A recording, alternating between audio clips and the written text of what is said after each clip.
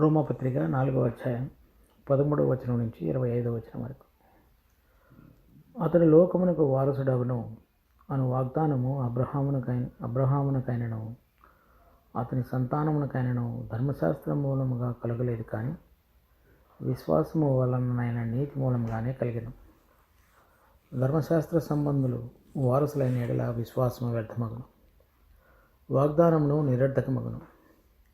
ఎలయనగా ధర్మశాస్త్రము ఉగ్రతను పుట్టించును, ధర్మశాస్త్రం లేని ఎడల అతిక్రమము లేకపోవను.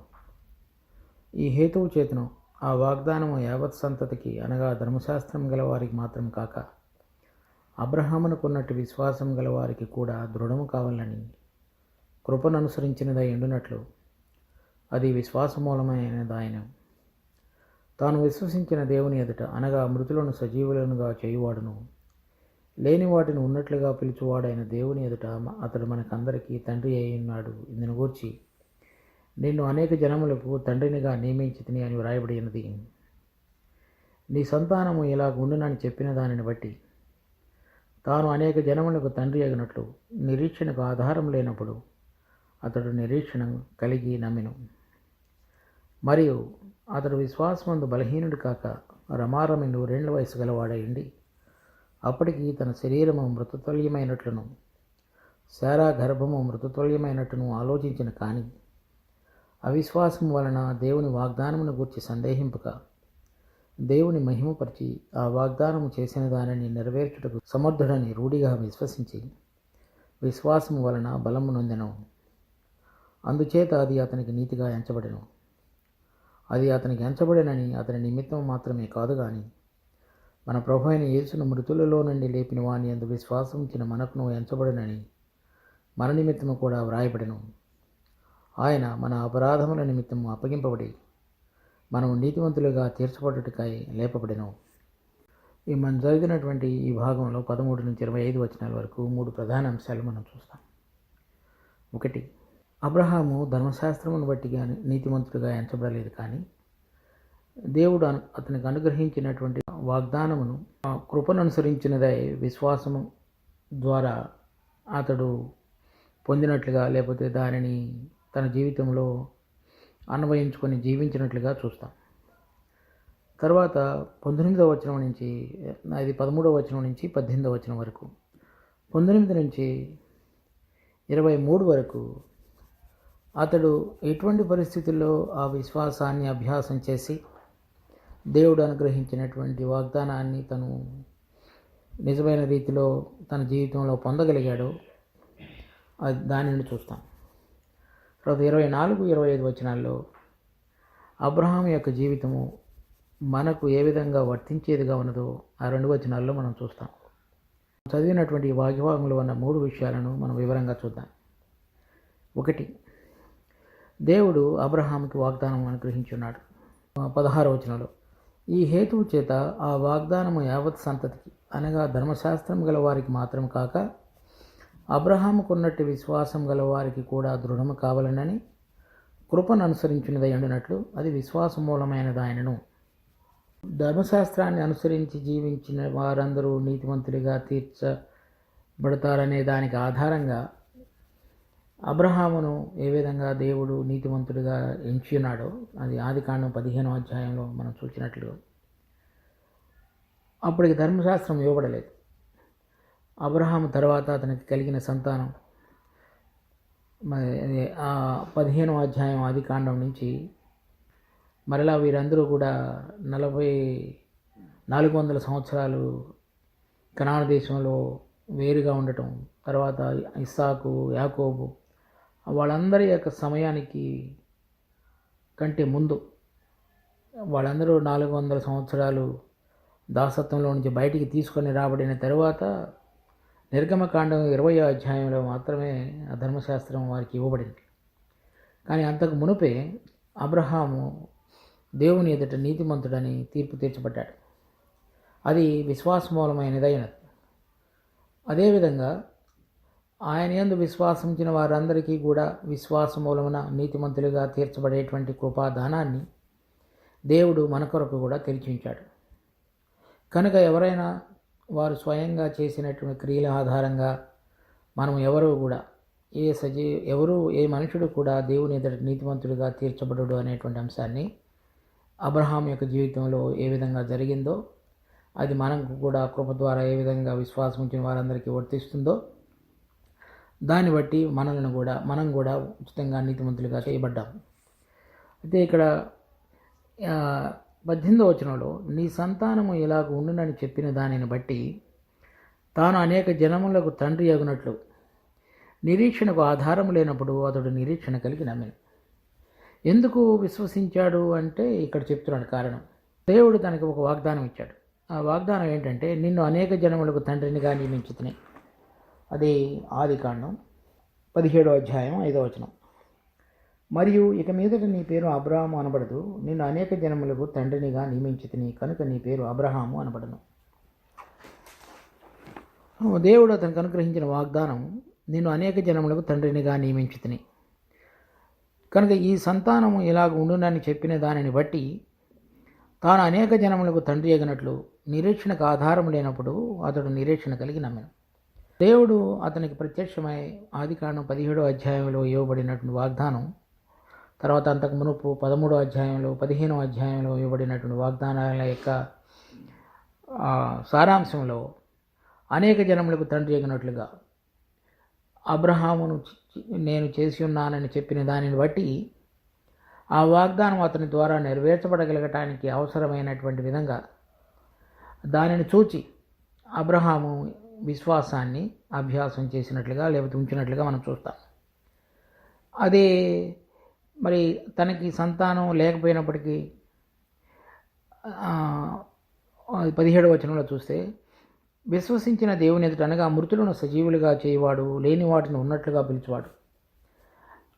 అప్పటికి తనకు సంతానం లేకూడదు, కానీ దేవుడు అబ్రహాముకు సంతానం ఉన్నట్లుగా చూచి ఆ సంతానం ద్వారా ఏ విధంగా అనేక మంది జనములకు తండ్రిగా తనను నియమించబడుతున్నాడు అనేటువంటిది ఎరిగి ఉండి ఆ విధంగా ఒక గొప్ప ఉన్నతమైనటువంటి కార్యాన్ని తరతరాల్లో కూడా చేయబోతున్నాడు అనేటువంటి దానిని తెలుసుకున్నవాడే మరి దేవుడు చేయబోయేటువంటి కార్యమందు దేవుని యొక్క కృప యందు విశ్వాసం ఉంచాడు. అది అతనికి నీతిగా ఎంచబడింది. దేవుని యొక్క విశేష గుణాన్ని అబ్రహాం ఇక్కడ చూచాడు. 17వ వచనంలో ఆయన అనగా మృతులను సజీవులుగా చేయవాడు, అంటే చనిపోయిన వాళ్ళనందరినీ కూడా లేవనెత్తుటకు సామర్థ్యం కలిగిన వాడని. తర్వాత లేని వాటిని ఉన్నట్లుగా పిలిచేవాడు, అంటే అవి మనుషులకు కనపడకపోవచ్చు కానీ దేవుని కన్నులకు చూడగలిగిన వాడుగాను అవి ఉన్నట్లుగా మనకు పిలిచి లేకపోతే తెలియజెప్పి వాటిని జరిగించే దేవుడు అని అర్థం. తన యొక్క జీవితంలో వాటిని చూడగలగటానికి తను కూడా విశ్వాసం ఉంచాడు. అంటే తనకు అప్పటికి పిల్లలు లేకపోయినప్పటికీ తరువాత దాని ద్వారా అనేక జనములకు తండ్రినిగా నేను చేయబోతున్నాను అనేటువంటి విషయాన్ని విశ్వసించాడు. కాబట్టి అప్పటికి ఇంకా పిల్లలు కలగకపోయినప్పటికి కూడా తన ద్వారా తను ఉంచబోయేటువంటి విశ్వాసము, దేవునితో నడిచేటువంటి దాన్ని బట్టి అనేక జనములకు తండ్రిగా చేయబడతాను అంటే అది ఎంతో గొప్ప ఉన్నతమైనటువంటి బిరుదు దేవుడు అతనికి అనుగ్రహించింది. ఆ అనేక జనములకు తండ్రిగా చేయబడటం అనేటువంటిది శారీరకంగా చూసినప్పుడు అతడు 2 జాతులకు తండ్రిగా చేయబడ్డాడు. ఒకటి ఇష్మాయేలు సంతానానికి, రెండవది యూదులందరికీ కూడా. వాళ్ళందరూ కూడా భౌతికంగా అబ్రహాం యొక్క సంతానం అని చెప్పవచ్చు. అది నిన్ను అనేక జనములకు తండ్రినిగా నియమించిందని చెప్పబడినటువంటి మాట అది వారిద్దరికి మాత్రమే పరిమితం కాదు. చూడండి, ఆదికాండం 15వ అధ్యాయం 5వ వచనం. మరియు ఆయన వెలుపలికి అతన్ని తీసుకుని వచ్చి, నీవు ఆకాశం వైపు తేరిచూచి నక్షత్రములను లెక్కించుటకు నీ చేతనైతే లెక్కించమని చెప్పి నీ సంతానము అలాగూ అవునని చెప్పాను. కనుక ఇక్కడ చెప్పబడినటువంటి నీ భూలోకంలోని జనములన్నీ నేను తండ్రిగా నియమించితిని, నీ సంతానం ఆకాశ నక్షత్రముల వలె ఉంటుందని చెప్పబడినప్పుడు ఆయన తన యొక్క వంశంలో తన ద్వారా పుట్టినటువంటి ఇష్మాయేలు సంతానం కానీ ఇస్సాకు సంతానం కానీ మాత్రమే కాకుండా పరలోక సంబంధమైనటువంటి నిరీక్షణ కలిగి ఎవరైతే ప్రభువైన యేసుక్రీస్తునందు విశ్వసించి ఉన్నారో వారందరూ కూడా ఆకాశంలో ఉన్నటువంటి నక్షత్రాల వలె చేయబడతారనియు వారందరికీ కూడా విశ్వాస మూలముగా అతను తండ్రిగా చేయబడతాడు అనేటువంటి దానిని అతడు గుర్తెరిగి విశ్వాసంతో దేవుడు అనుగ్రహించిన వాగ్దానాన్ని పట్టుకుని ముందుకు సాగినట్లుగా చూస్తాం. కనుక అనేక జనములకు తండ్రిగా నేను నియమించుతానని చెప్పబడినటువంటి మాటలో ఇష్మాయేలు సంతానం వారున్నారు, యూదు సంతానం వారున్నారు. తర్వాత విశ్వాసులమైన మనల్ని ఎందుకు ఆకాశంలో ఉన్న నక్షత్రాలతో పోల్చి దేవుడు చూపించి ఉన్నాడంటే, విశ్వాసులైన మనకు మన పిలుపు పరలోక సంబంధమైనది, మన రాజ్యం పరలోక సంబంధమైనది, మన పౌరసత్వం పరలోక సంబంధమైనది, తర్వాత మనకి ఇవ్వబడినటువంటి గుడారం పరలోక సంబంధమైనది, మన తల్లి పరలోకములో ఉన్నటువంటి యెరూషలేము. కనుక ఇవన్నీ కూడా మనం కలిపి చూసినప్పుడు విశ్వాసులుగా ఉన్నటువంటి ఎవరెవరైతే అబ్రహామును కలిగిన విశ్వాసాన్ని పోలి అబ్రహామును వెంబడించి జీవించారో వారందరూ కూడా ఆకాశ నక్షత్రాలతో పోల్చబడ్డారు. అంటే పరలోక సంబంధమైన పిలుపులో వీరందరూ కూడా పాలివారుగా చేయబడ్డారు. అంటే అబ్రహాము కనాను దేశంలోనికి ప్రవేశించినప్పటికీ భౌతికంగా అక్కడ ఆ కనాను దేశాన్ని ఇస్సాకు సంతానమైనటువంటి యూదులకు ఇవ్వబడింది. కానీ అతడు రాబోతున్నటువంటి మహిమలో మన ప్రభు అయిన యేసుక్రీస్తు రాజ్యం చేయబోతున్నాడు అనేటువంటి విషయాన్ని గుర్తిరిగిన వాడే దాని కొరకు వేచి ఉన్నవాడుగా ఉన్నాడు. విశ్వాసములో ఆ విధంగా అతనిని వెంబడించి పరలోక రాజ్యపు పిలుపులో పాలిభాగస్తులై ఆయనను చూడబోతున్నటువంటి వారందరూ కూడా ఆకాశ నక్షత్రాలతో పోల్చబడి ఆయన ఏ విధంగా నడుచున్నాడో విశ్వాసంలో ఆ విధంగా నడిచిన వారందరికీ కూడా ఆయన విశ్వాస మూలముగా తండ్రిగా చేయబడ్డాడు. ఆ విషయాన్ని అతడు గుర్తెరిగిన వాడే, ముందుగా చూచిన వాడే, అది ఇంత గొప్ప ఉన్నతమైనటువంటి ఖ్యాతి కలిగినటువంటి స్థానాన్ని దేవుడు తనకు ఇవ్వబోతున్నాడు అనేటువంటిది తెలుసుకున్నవాడే విశ్వాసం ఉంచున్నాడు. తర్వాత 19వ వచనం నుంచి 23వ వచనం వరకు మనం చూస్తే అతడు ఎటువంటి పరిస్థితుల్లో అటువంటి విశ్వాసాన్ని అభ్యాసం చేసి అటువంటి నమ్మికను ఉంచి ముందుకు సాగాడు అనేటువంటిది మనం చూడగలుగుతాం. 19వ వచనం, మరియు అతడు విశ్వాసమందు బలహీనుడు కాక రమారమి 100 వయసు గలవాడయుండి అప్పటికి తన శరీరము మృతతుల్యమైనట్లును శారా గర్భమును మృతతుల్యమైనట్లును ఆలోచించను. కానీ అంటే దేవుడు ఎప్పుడైతే ఆ వాగ్దానం అనుగ్రహించున్నాడో అది ఆదికాండం 17వ అధ్యాయంలో 1వ వచనంలో చూసినప్పుడు అబ్రహాము 99 సంవత్సరముల వయసు గలవాడుగా ఉన్నాడని రాయబడింది. ఆ సమయానికి అతడు మృతతుల్యమైనట్లుగాను, తర్వాత శారా 90 సంవత్సరాల వయసు కనుక ఆవిడ కూడా గర్భము ధరించుటకు మృతతుల్యమైనట్లుగాను ఆలోచించాడు. అప్పుడున్నటువంటి వాస్తవికమైనటువంటి పరిస్థితులు ఏంటంటే వారిద్దరికీ భౌతికంగా సహజ రూపంగా పిల్లలను కనేటువంటి శక్తి ఉడిగిన వాళ్ళని అర్థం. అయితే అలా ఆలోచించాడు, కానీ అవిశ్వాసం వలన దేవుని గూర్చిన వాగ్దానమును సందేహింపక ఒక ప్రక్క దేవుడు నేను నిన్ను అనేక జనములకు తండ్రిగా చేయదును అని చెప్పబడినటువంటి వాగ్దానం, అది విశ్వాసం ద్వారా దేవుని వైపు చూడగలిగినప్పుడు మనిషి గుర్తించగలిగినటువంటిది. రెండవ వైపు భౌతికంగా తన భార్య యొక్క పరిస్థితి ఇద్దరిది చూసుకున్నప్పుడు సహజమైనటువంటి ధోరణిలో వారిద్దరికీ కూడా సంతానం కలిగేటువంటి అవకాశాలు ఏమీ లేదు.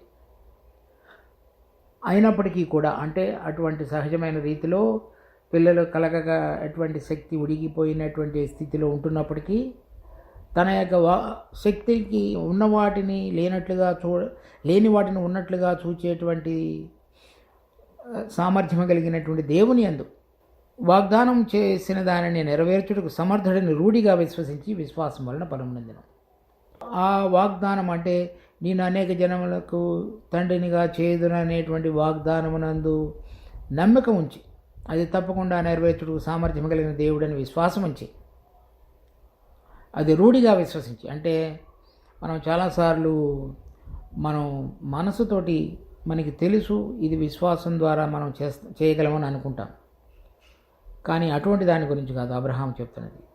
తన హృదయపూర్వకంగా, సో మన హృదయంలో దానిని గురించినటువంటి స్థిరత్వం కలిగి దేవుని యొక్క సామర్థ్యం ఎటువంటిదో మనం తెలుసుకొనగలిగి ఆ సామర్థ్యమునందు బలమైన విధంగా, అంటే మనకు కలిగినటువంటి శరీర బలహీనతలు కానీ విపరీతమైన పరిస్థితులు కానీ అనానుకూలమైనటువంటి స్థితిలో మనం ఒకవేళ పడిపోయినప్పటికి కూడా మరి దేవుడు ఏం చేయగలడు అది చూడగలిగినటువంటి నమ్మకం మాత్రమే దానిని బట్టి అతడు ఆ విధంగా నడిచిన వాడుగా ఉన్నాడు. రూఢిగా విశ్వసించి విశ్వాసం వలన బలమునందెను. అంటే ఎక్కడ కూడా ఇంకా తప్పిపోకుండా నాకు ఇంకా పిల్లలు కలగరు అనేటువంటి దానిని అతడు తన హృదయంలోనికి ఆలోచన అయితే వచ్చింది, కానీ దాన్ని స్థిరపరచకుండా ఏది స్థిరపరచుకున్నాడు? రూఢిగా దేవుడు చేయగలడు అనేటువంటి దాన్ని. సహజంగా జరిగే విషయం కాదు, కానీ అసహజమైనటువంటి ధోరణిలో ప్రభు యొక్క సామర్థ్యం ద్వారా వాగ్దానం చేసిన వాడు నమ్మదగిన వాడు కనుక చేయగలడు అనేటువంటి. అందువల్ల 22వ వచనంలో అందుచేత అది అతనికి నీతిగా ఎంచబడెను. కనుక ఎవరెవరైతే ఇప్పుడు విశ్వాసులమైన మనం కూడా మనము ఏదైతే సహజమైనటువంటి కన్నులతో చూచి కాకుండా విశ్వాసం ద్వారా మన ప్రభు అయినటువంటి యేసుక్రీస్తు మన కొరకై ఈ లోకానికి వచ్చి చనిపోయి మృతులలో నుంచి లేపబడ్డాడు అనేటువంటి దానిని మనం విశ్వసించటం ద్వారా హృదయపూర్వకంగా నేను చేసిన క్రియలను బట్టి కాకుండా దేవుడు తన కృపను నాపక్షంగా బయలుపరిచి పాపినైనటువంటి దేవుడికి దూరంగాను రకరకాలైనటువంటి విధాలుగా ఉన్నటువంటి నా పాప జీవితాన్ని దేవుడు క్షమించడం మాత్రమే కాకుండా నేను చేయనటువంటి నీతిని నాకు ఆరోపించేటువంటి వాడుగా ఉన్నాడు కనుక దాని యందు నేను విశ్వాసం ఉంచుతానని ఎవరైతే చెప్పగలుగుతున్నారో వారందరూ కూడా అబ్రహాం యొక్క సంతానంగా చేయబడ్డారు. 24వ వచనం మన ప్రభు అయిన యేసును మృతులలో నుండి లేపిన వాని యందు విశ్వసించిన మనకును ఎంచబడనని మన నిమిత్తం కూడా వ్రాయబడను. ఆయన ఏ విధంగా మృతుల్లో నుంచి లేపబడ్డాడో దానిని యందు మనం విశ్వసించినట్లయితే అబ్రహాము ఏ విధంగా మృతతుల్యమైనటువంటి తన దేహంలో నుంచి తన కుమారుడైనటువంటి ఇస్సాకు కలిగేటట్లుగా దేవుడు చేస్తున్నాడు, అదేవిధంగా మన జీవితంలో కూడా సరైనటువంటి విధంగా అబ్రహాము విశ్వసించిన రీతిలో మనం కూడా విశ్వసించినట్లయితే అదే భాగ్యాన్ని దేవుడు మనకు అనుగ్రహించి మనము ఆ ఆకాశ నక్షత్రముల యొక్క సమూహంలో ఉన్నటువంటి గుంపులో ఉన్నటువంటి వారిలో పాలిభాగస్తులుగా చేయబడతాం. అబ్రహామును మనం ఎదుట ఉంచబడుటలో కలిగినటువంటి దేవుని యొక్క ముఖ్య ఉద్దేశం ఆయన ఏ విధంగా దేవుడిచ్చినటువంటి వాగ్దానాన్ని పట్టుకొని సరైనటువంటి విధంగా జీవించి మనందరికీ కూడా విశ్వాసానికి మూలముగా చేయబడ్డాడు. అనానుకూల పరిస్థితుల్లో చూడనటువంటి వాటి యందు అవి ఉన్నట్లుగా రూఢిగా విశ్వసించగలిగినటువంటి విధంగా ఉన్నప్పుడు మనం కూడా నీతిమంతులుగా తీర్చబడేటువంటి ప్రక్రియను ఈ నూతన నిబంధనలో తన కుమారుడైన యేసుక్రీస్తు యొక్క బలి తర్వాత మృతులలో నుంచి లేపబడుట అనే దాని ద్వారా మన జీవితంలో కూడా జరిగించున్నాడు. దాని అందు మనము నిజంగా ఆనందించి దేవునికి స్తుతులు చెల్లించవలసినటువంటిది, ఆరాధించవలసినటువంటి విషయమైనది. అనగా మనము చేసినటువంటి క్రియలను బట్టి కాకుండా ఆయన కృప చొప్పున మనకు చెందవలసిన పాపశిక్ష అంతటిని కూడా తన కుమారుడి మీద వేసి మృతులలో నుంచి ఆయన తిరిగి లేపుట ద్వారా మనము నీతిమంతులుగా దేవుని ఎదుట ఏ తప్పు చేయని వారంగా ఎంచబడగలిగేటువంటి దాని ధన్యతలోనికి మనం నడిపించున్నాడు. కనుక ఇక ఆ విధంగా ఎంచబడిన మనము అబ్రహాము ఎటువంటి విశ్వాసాన్ని తన జీవితంలో అన్వయించుకొని అభ్యాసం చేసి జీవించి దేవుని యొక్క స్నేహితుడని పిలువబడ్డాడు, అటువంటి ప్రక్రియలో మనం కూడా ముందుకు సాగగలగడానికి దేవుడు మనందరికీ కృప చూపించునుగాక. ప్రార్థన చేసుకుందాం. మా జీవం కలిగిన తండ్రి, మీకు ఎంతో వందనాలు. ఈ దినమంతట్లో కూడా మాకు తోడుగా ఉండి ఈ వాక్యం యొక్క వెలుగులో ఆ విశ్వాసానికి ఆధారంగా దినదినము మేము జీవించడం మాకు నేర్పండి. అనేక విషయాలు మా కళ్ళకి కనబడనవి మీరు మాకు వాగ్దానం ఇచ్చి ఉండగా మమ్మల్ని కూడా పరలోక సంబంధమైన పిలుపుతోనూ పరలోక రాజ్యం కొరకు, పరలోక గృహం కొరకు, పరలోక పౌరసత్వం కొరకు, పరలోక స్వాస్థ్యం కొరకు పిలువబడి ఉండగా వాటి యొక్క అనుభవంతో విశ్వాసంతో ఈ లోకమును జయించి మా ప్రయాణం అంతటిలో కూడా ముందుకు సాగగలగటానికి కావలసిన కృపను మా మీద మెండుగా కుమ్మరించండి. ఈ విషయాలన్నిటిలో కూడా మీ దయ, మీ కృప ఇంతవరకు నడిపించిన మా జీవితంలో ఇక ముందు నువ్వు రానిచ్చి ఏవైతే లేని వాటిని ఉన్నట్లుగా చూచుటకు సామర్థ్యం కలిగిన దేవ, మృతులను సైతం సజీవులుగా చేయుటకు శక్తి కలిగిన తండ్రి, ఆ బలాన్ని మేము అన్వయించుకుంటూ మీరు మాకు ఇచ్చిన వాగ్దానాలను మేము మా కళ్ళతో ఆత్మ సంబంధమైన వెలిగించబడిన కన్నులతో చూస్తూ మా జీవిత యాత్రను కడతీర్చగలగటానికి మా అందరికీ సహాయం చేయమని మమ్మల్ని మీకు అప్పగించుకుంటూ మా రక్షకుడు ప్రభు అయిన యేసునామమున అడిగి వేడుకుంటున్నాం తండ్రి. ఆమేన్.